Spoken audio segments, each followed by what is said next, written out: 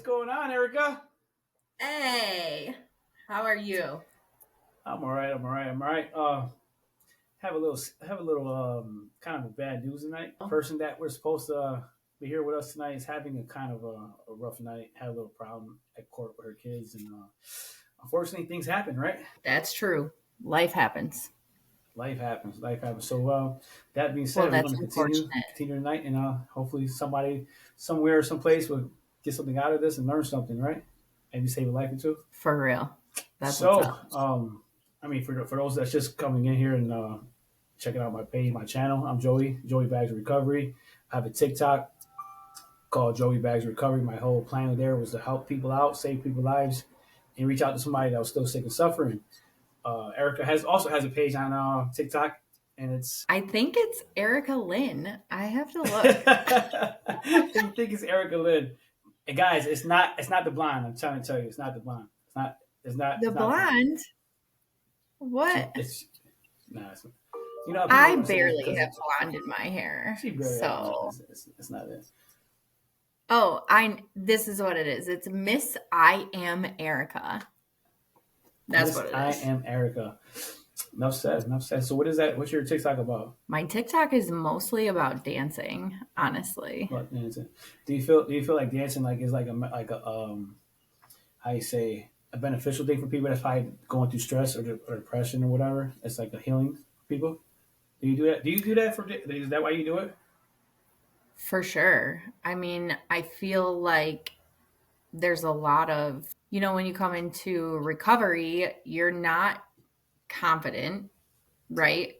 You're not really confident about anything. Like every action that you've taken has been a negative one, really. So when you get sober and you're sober for a little while and you're like, man, all right, I need to build up my confidence, right? And so then you start doing things that promote confidence. So, I mean, mostly it's like helping other people, but also like you have to fill up your own confidence too. And so I think dancing is a good way to promote that. It's a good way to promote like body image, body positivity.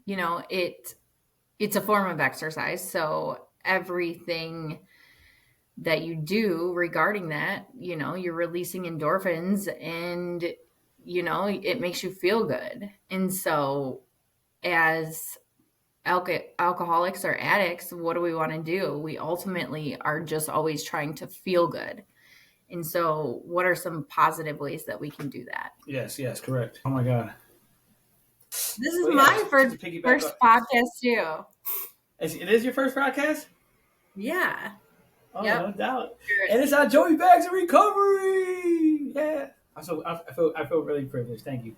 But yeah, just to piggyback off of what you're saying, like as addicts that I know, as me, like I tend to like go and work out at the gym and go jog and get my confidence back. Cause like when I didn't have confidence, I sat around and I didn't do nothing. I was sad and depressed. I felt I felt people didn't like me no more. I felt ugly. I looked in the mirror. I was losing weight, and I just didn't want to do anything. So when we start getting our life back together, we started wanting things. We would start wanting to look good. We start wanting to buy clothes. We start wanting to look presentable to people because you know what I mean. Because what we looked like before wasn't presentable to people, and those images that we gave people kept people away from us. Correct? You know what I'm saying? It Correct. happens. Yes. And the more and more you start becoming aware of who you really are and getting your life back together, you start wanting things. You start wanting to look good. You start wanting to take showers more. You start wanting to clean yourself. When you go in the store now, you don't look for cigarettes or tobacco or rolling things, whatever. You start looking for like deodorants and shampoos. You know what I'm saying? You go shopping for different things now. That's But true. You're not yeah. wrong. So so you had a problem. You had a problem with addiction, right? I did. Yep. What was that about? So my main drug of choice was marijuana. So it was marijuana and alcohol. I tried, some other things when I was younger, like ecstasy and mushrooms and cocaine, but Now, I don't want to cut you off, but you they, want to, because I just want to people that listen to this. What age was you at when you tried the ecstasy and cocaine and all that stuff? well, when I tried the harder stuff, I was probably about 17, maybe. Okay. But the very first time I ever used anything, I was 12. I was 12 years old. Yeah, that's what happened to me. I was 12 years old when I first tried cocaine.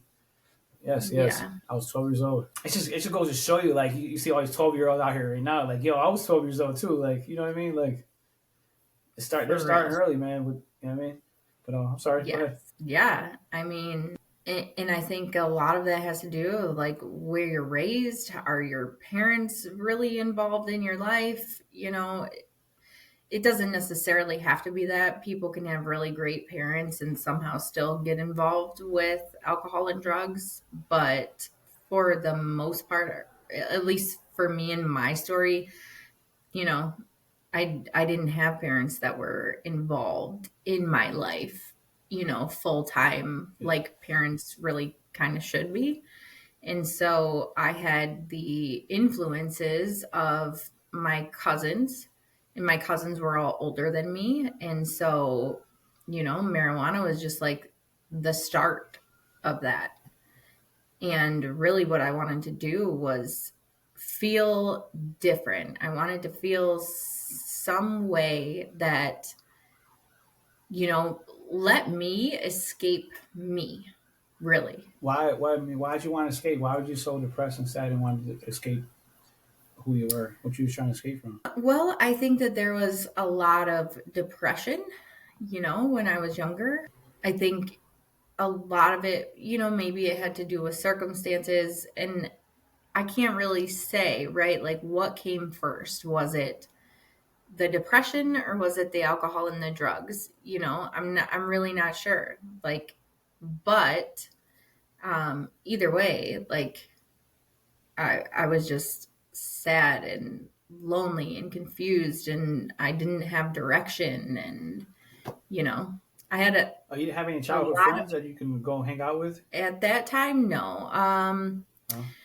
So I moved around a lot. I went to 13 elementary schools. I went Wow. to two junior highs and four high schools. And that was because my mom was an alcoholic. And so we always got evicted from everywhere we ever lived. Wow. And then my mom went to jail, and I had to go and live with my aunt for a little while. And that was when I was 12. And so that was when I was hanging around my cousins and I started, using substances. And then, it really kind of just kept going from there. Like, uh, my mom, she had went to jail twice and to prison once. And so I was kind of just shuffled around. My dad lived down south.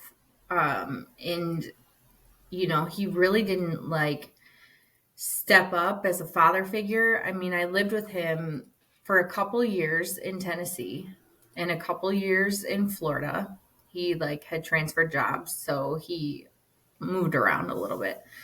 But there was a big part of it for me as well was this. I'll wait so you can edit that out. So a big part of that for me was this codependency factor. I was very codependent on my mom, and I thought that I had to take care of her, right? And so um, I remember I was in Florida living with my dad, and she had called, and she was drunk, and I could just tell by her voice that she was drunk. And so she said to me, and I'm in fifth grade at the time. No, maybe fifth grade was when I moved there. So I was in seventh grade at the time, but I was still pretty young and influential. And she said, if you don't come back here and live with me, then you don't love me. Wow. And I thought that that was real, at the time. Like, I mean, I was in seventh grade, so I couldn't differentiate that that was, her being drunk and just talking to me as a drunk person, right? So I operated out of emotions rather than logic. And so I felt like it was my responsibility to go and take care of her. And so I came back to Michigan, and shortly after I did, she went to jail. So, yeah. That's strange because I had a great parent. Like I had parents, but I had a great parent. My mother was awesome. She was one of the most wonderful women there can ever be to myself, to my nieces, my nephews, in the neighborhood.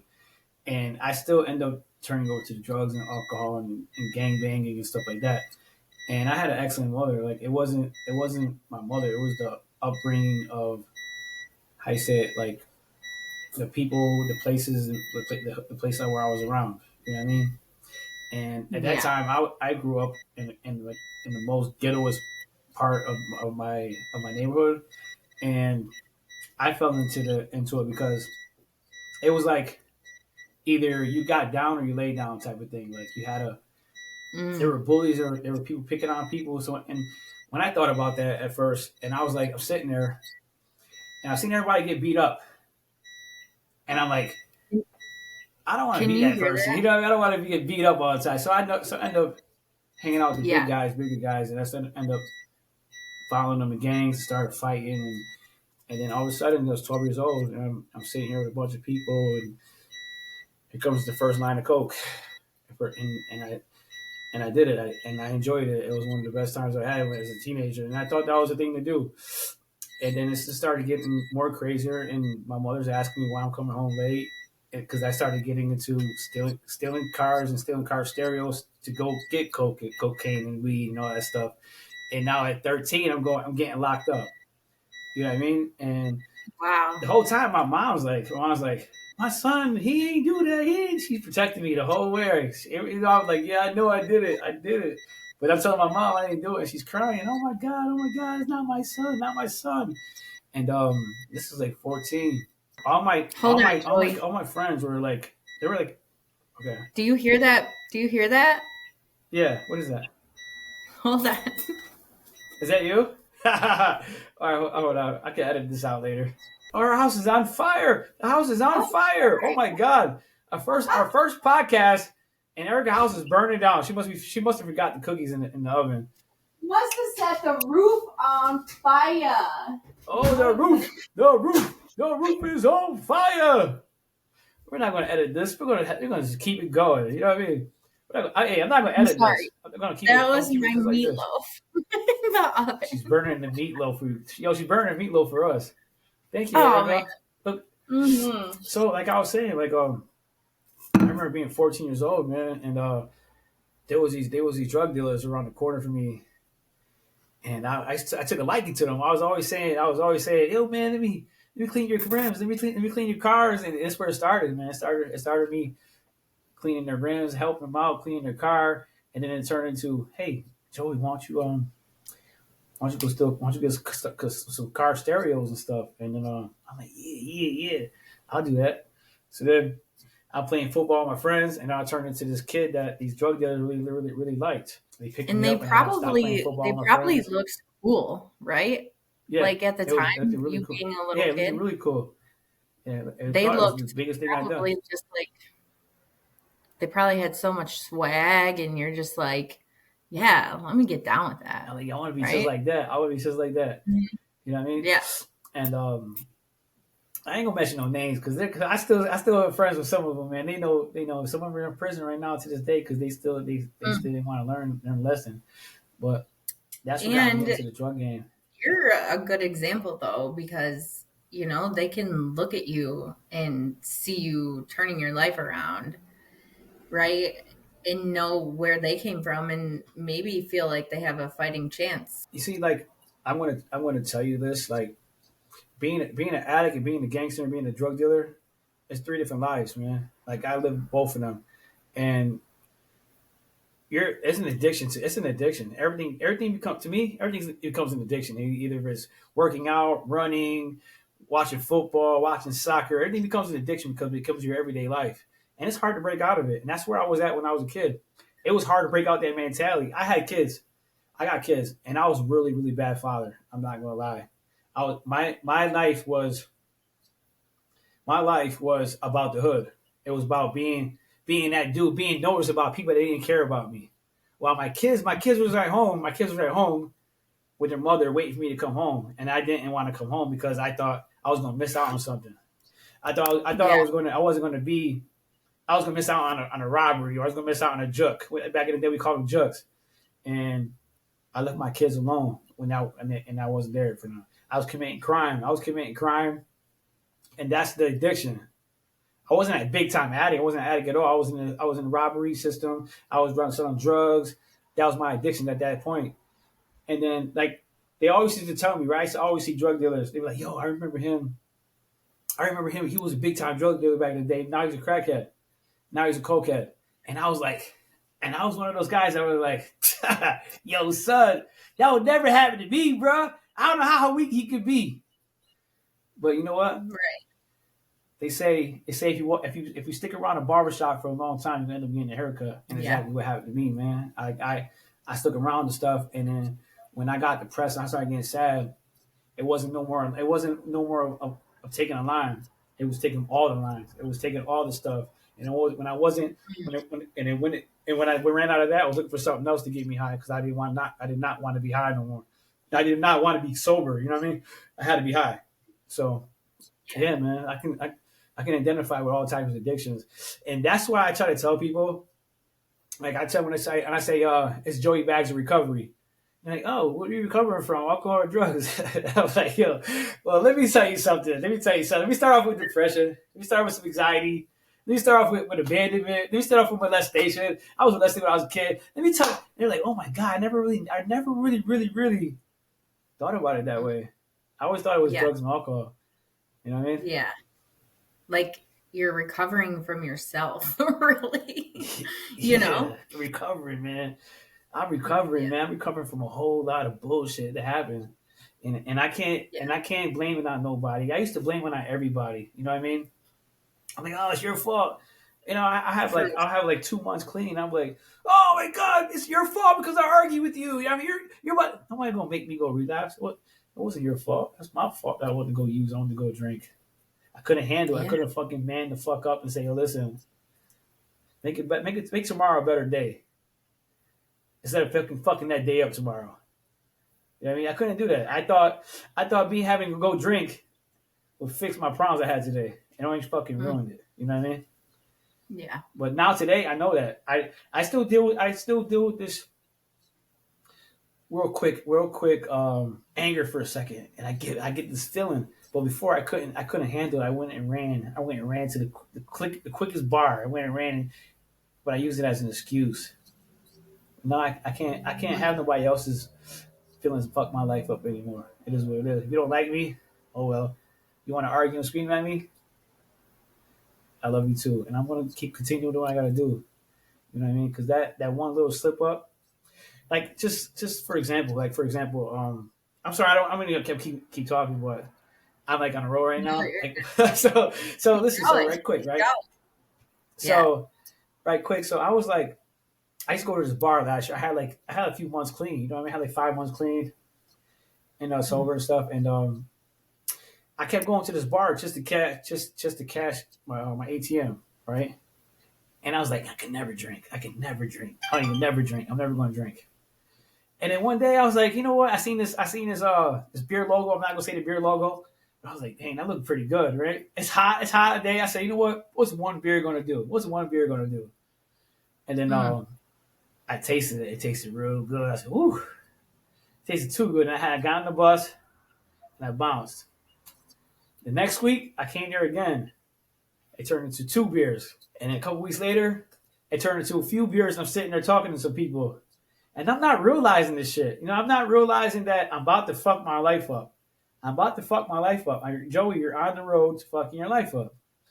And the whole time, I'm like, yo, people are calling me. And when I'm on the home, I'm like, oh, nothing's wrong with me. Nothing's wrong with me. You know, I try to talk on the phone because it seems like every time I go fuck my life up, I get the most phone calls from my family. Like, they know something's going on. You know what I mean? I'm like, you wasn't calling me before? Like I'm drunk and high as hell. Now you want to call me? I'm like, no, I can't answer the phone. Oh my god! Like you guys. So then a month later, man, it's when it was over, man. It was over. It was over. I was having my last drinks, and the conversation started up on the table about cocaine. And I remember I said, and my mind's telling me like, it's okay, man, go get in line. And then that apartment that I had, I was getting for me and my kids. The apartment I had, I was getting for my kids. I'm letting you guys know this now. The apartment I had all the money for my kids and my family. That next day, I didn't have a fucking dime. I didn't have a dime. I didn't have an apartment.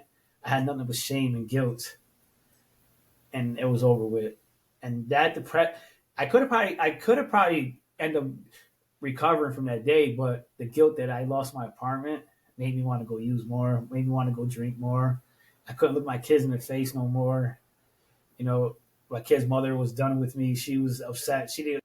I lost it, man. I had a very, very brand new apartment no one lived in. I worked hard, but it all started with that one fucking drink. Huh? Yeah. That's it. You know what I mean? For real. Oh, Man. they say in recovery, one is too many and 1,000's never enough. What do you oh, I got something to ask you too before this. So Okay. as we're going to get here for 23 minutes, but there's something I'm going to get to you because there's something that you really you have we'll get to there. So how do you feel about thousands? You said thousands is never enough. Yeah, there's if you're an addict or an alcoholic, there is no amount of drugs or alcohol that are really ever going to satisfy that craving, right? Ever. It's never enough. Like They say after your first high, after your first drink, you can never get that high again. You're chasing that same thing you got from that instant. You're never going to yeah, get it you're again. always chasing that for You're sure. always chasing that first high for that first drink, Yep, right? 100%. All right, so you should brought up something I was going to bring up. All right, listen, guys. If you guys hearing this, you guys in the comments, we're going to talk about cravings. Cravings right now. Cravings. Can you have cravings? Yeah, she hates this. But can you have cravings after you've been clean for a while? Okay, so if it's not in your system, physically you can't crave it. Like if it's, I don't know, whatever it takes 24 to 48 hours to like get out of your system, your immediate system anyway, then you can't have a craving because it's not in your system. So after the drugs and alcohol are out of your system, right? If you have, let's say, 30 days sober, 30 days. and I hear people say all the time, like, oh man, I'm having a craving. But it's like, that's not a craving. That's the mental obsession. Like that thought came to you and now you're obsessed with it. And now you think you want it, right? And then that whole vicious mental cycle starts all over. So really what you have is a mental and spiritual condition. You're not having a So, but you wouldn't craving. call it mental, spiritual craving? No. Like I'm saying it's an because hey guys, obsession. listen, guys, because I think you can still have cravings. She, on the other hand, doesn't think you can have cravings no more after you've been clean. So, put your Okay. thoughts in the Yeah. comments and let me know what you think about cravings. Is cravings done when you're after 30 days, or you can still have cravings? Because my dearest friend here thinks and knows that you cannot have cravings. So it might be a spiritual mental craving to me. I can deal with that. But hey, it's each his own. Huh? Hey, I'm gonna find it in the big book. The big book. I'm gonna find it in the big book, and then Your I will camera's show you. like fizzing off. You're like blurry. It might be your Spectrum internet. Oh no! Nah, but listen. So how long have you been sober for? So I got sober March 30th of 2018. So that puts me at almost 6.5 years. What Actually, would you I say think that? I just hit 6.5 years. I think on What September 30th, it would be 6.5. what made you want to get clean, sober? Oh, wow. Well, for me emotionally, I was at a bottom. Like I had already I had got a minor in possession of alcohol when I was 18 or 17, sorry. And then I got a drunk driving when I was 21. And so for all of those years I like tried to get sober and on the wagon, and I would have a little bit of sobriety and then I would just throw it all away. I would say fuck it. Why? And so what What would made you what made you want to say fuck it though? What happened in those times to make you say fuck it? Me, it was hmm, like arguments, fights, and what happened to what happened to yeah, I those? mean I think that mentally, um if you're not doing the things that you need to do to stay sober, which is like staying mentally fit, right? Like taking care of your mental health, taking care of your spiritual health. I think if you're not doing those things, then the disease of alcoholism starts to creep back up into your mind. And so over time, you start to think like, well, I could handle that, or I could handle just one, right? So it's that thinking process that gets you when you're not taking care of yourself and like feeding yourself spiritually and mentally and, you know, being healthy, right? Like recovery is it's a sacred process, honestly. Sacred? And it is sacred. Like it really is. Because to recover really means that you have to do a lot of things. Like A lot of things, right?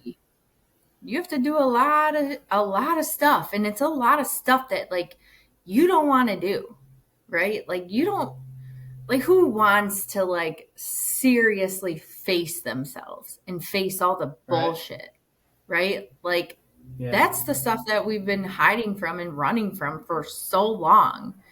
So in order to really recover, like you have to do those things. And for me, honestly, like to just say that I was sober and to just not have drugs or alcohol in my system, it's not enough, right? Because if I'm going to be sober, then I'm going to live a different lifestyle altogether. So I mean, like for me, like when did you when did you in during your recovery, when did you feel like you're in the safe zone? Do you call it like a safe zone? Like, whew, okay, Mm. you know what I mean? Like, Well, okay, I feel like I'm in the safe zone now. You know what I mean? well, I would beg to differ. I don't think that there is ever like a safe zone, as you say. I mean, you're never really safe because every single day you have to get up and you have to do X, Y, and Z in order to take care of the disease of alcoholism and drug addiction. So if you're not taking care of that, you know, basically like if I take care of what I need to today, I'm safe for today. That doesn't guarantee that I'm safe tomorrow from this disease, period. Yeah. I can understand that. I can understand That that is because what the big book of Alcoholics Anonymous calls resting on your laurels, right? Like you can't just rest on all the work you put in yesterday to keep you sober today, if that makes sense. yours just freezing up. Yours just freezing up. It says on here actual recording is higher quality. I don't know, but hey, I don't know what's going on, but I can edit all this stuff a little bit. But you're there you go. You're looking really clear now. But when you said that, it brought some reality to me, like when you're not really in the safe zone. And when you said that, it like hit me, like Mm. because I know I can say for a fact But I know if I was to lose everything right now, like my job, uh, just income, I'd probably end up probably not being in the safe zone no more. I think because I'll be more in tune to go to something that I knew would help me out before, and like it would trick me, like per se, like my disease would trick me and say I told you so. It'll come back here. Yeah. You know what I mean? In that instant, so Yeah. I'm just safe for today, and I can't say what tomorrow. So I had to agree with you on that. Like it's never a real safe zone, especially in addiction of alcohol Yeah. and drugs. Yeah, I agree with you on that. I mean, I didn't really look at it until you said that, and it hit me because I was like, if I was to lose my family, if I was to lose something, I'll lose my job today. And I started off with, I woke up tomorrow with like, what the hell? And I started getting this pity me thing, and it could be a high chance that I might say, oh fuck it, let's go get fucked up today, and the disease would tell me, just do it today, just do it today. Nobody will know. Just go spend For your real. money that you just earned, you know, and not knowing that that's the only money I just got because I just lost my job. You know what I mean? And I'm sitting here Yeah. all over again, starting all over again. But hey, man, listen, this has been a great podcast. Do you think? I think we accomplished a lot in this 34 minutes. I think we did pretty good. I'm hoping that some people out here reach out to me, Joey Bags of Recovery on TikTok. Reach out to me on YouTube, Joey Bags of Recovery, and Erica. She does a lot of things with dancing. Like for recovery, if you feel like you want something new, a new hobby, new something to do for in your recovery, you can always hit up Erica At Turn Up with Erica at at Turn Up with gmail.com. Erica. Well, I guess Turn Up with Erica. What? if you're emailing me, it would just be turnupwitherica at gmail.com. Or Or email is Turn Up with Erica at gmail.com for email. And what else? yes, or you could find me on I am Erica Lynn. Wait a minute.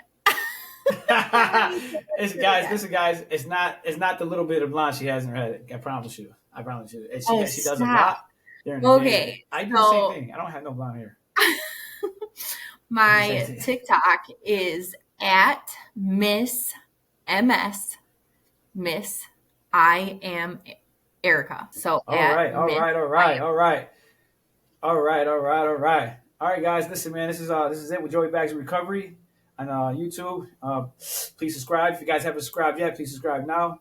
I look forward to seeing you guys later on. Some more episodes. Appreciate you guys even coming here and showing up.